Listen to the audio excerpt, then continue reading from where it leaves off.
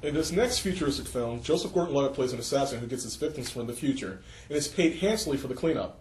Things get a little tricky when his future self, played by Bruce Willis, pops up and escapes to get revenge on a man called the Rainmaker.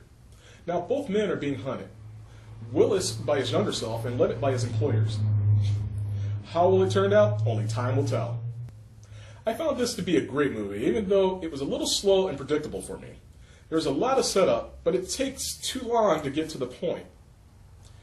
Like the explanation for the floating coins, which I don't want to spoil because it's really funny.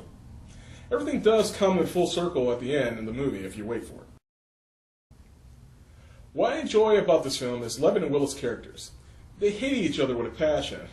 They made it perfectly clear that they both had jobs to do and weren't afraid to do it.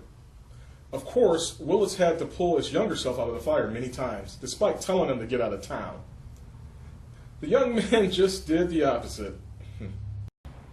The makeup job they did on Levitt was outstanding. Making him look like a younger Willis was actually believable, and what really sold it was Levitt's picking up on Willis' mannerisms.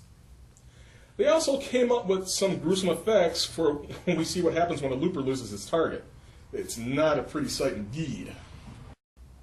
My advice to you is to take all the time travel, righteousness, morality movies you saw and throw them out the window, because this movie is nothing like them.